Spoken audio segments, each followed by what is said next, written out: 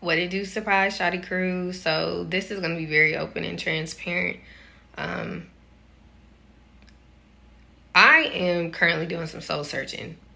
And in this round of soul searching, I am learning some things about me that I kind of already knew, but like he really is calling us deeper because he correcting it. I've known for years that I was a perfectionist.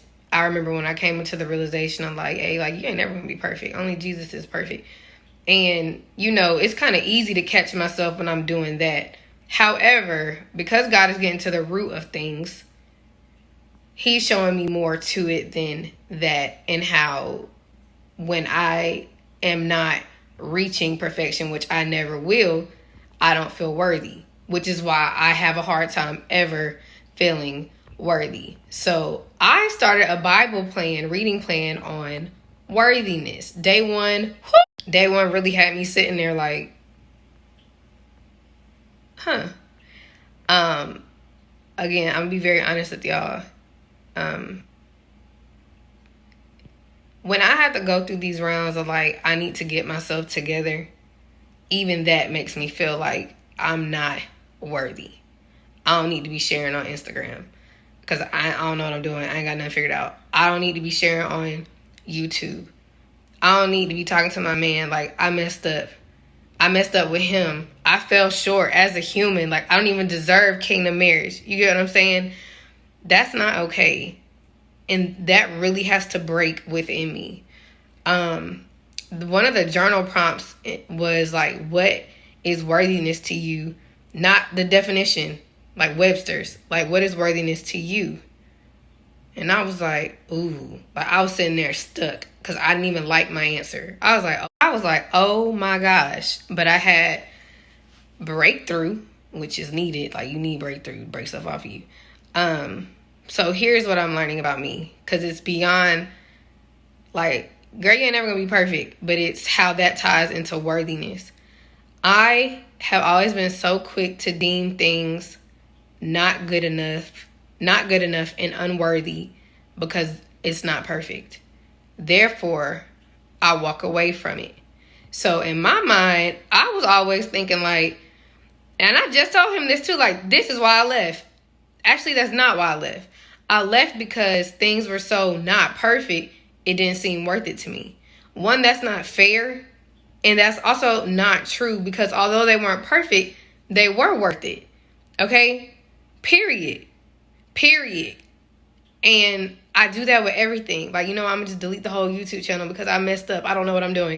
I'm still learning stuff, so I just shouldn't be on here. If that was the case, I would never be on here, because we're always going to be learning something. Now, I will also say that in all this, I wasn't struggling with this again until what I would call my last Jezebel attack, which is another thing, because even that day in that video, I told y'all, like, you're worthy of love. I knew the attack was trying to do that to me, and yet still kind of fell into it. But it's not just you're worthy of love. Like, you're worthy of your calling. You're worthy of your union. You're worthy of all of that. And it's not because of you. It's because of Jesus. It's because God created you. He says you're worthy.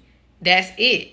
It's not because of material. It's not because of a possession. It's not because of a gift. None of that. And so that will sneak in, because I haven't been married, because I'm not married, God, because me and my husband can't figure this out before I even understood all of that, right? Because this area of my life ain't perfect. I'm not worthy. That's a lie.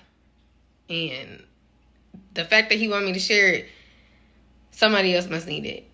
And that's why I have a hard time. Now, I recognize the pressure that was put on me growing up, and I recognize I don't want to do that to my kids. Like, the last thing I want to do, and even my husband, because that's not fair when I do that to him. Like, you know what, you get on my nerve, you messing up, like, bye. That's not fair. And I don't want to do that to my kids. And in the way I always say with my kids is, you know, they could be doing something better, but I make them feel like what they did ain't good. Which I must say, I've gotten much better with that with the actual kids. Like, I be hyping them up anything they do, because you need that. Because if not, you'll grow up being the person that's like, I did good, but I could do better. If you have a parent that's like that with you. But if you have a parent that's like that with you, that's probably because they're like that on themselves, which is why you gotta stop. You gotta stop. Also admitted this to him. I don't give myself a grace, so I know I can't give it to you. And that's just facts. I don't give myself the grace to be imperfect. Not all the time, especially after something bad happens. It's like, no, I don't deserve it. Forget it. And you can't do that. We're going to always project what we feel inside. No, I'm not calling you a narcissist, but that's what we're going to do to those around us. So your children, your husband, your friends, your family.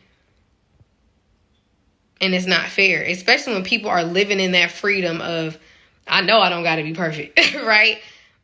That's me not being free, because I keep putting that unrealistic, unattainable pressure on myself.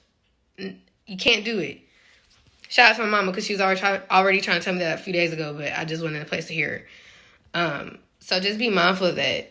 Just in your day-to-day dealings, and when you do mess up, when you do make a mistake, when you do fall short, because we're all going to.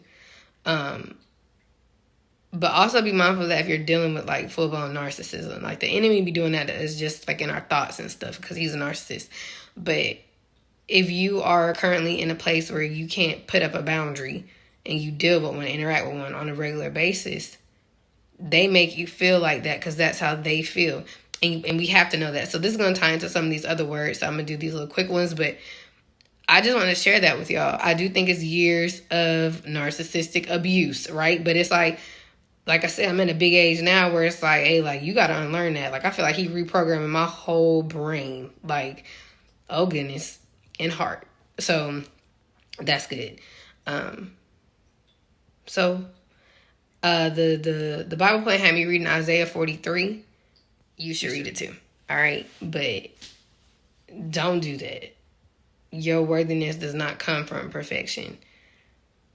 Because if you just stop there, like, I'll never be perfect, then you'll never be worthy. If that's how you think. Right? You can't tie those two together. Literally, that's not attainable. We're always going to be learning and growing. Even the most influential people we know that are like really out here like powerhouses, they're still learning and growing. We never arrive. If we arrived, we'd all be Jesus. And nobody else is going to be Jesus, right? But in this life's journey, we're all striving to be more like him. So perfection, worthiness, and then that grace. Okay? You got to give it to yourself first, so then you can give it to your spouse and give it to your kids and everybody else. All right? Love y'all. Pray this met whoever needed it.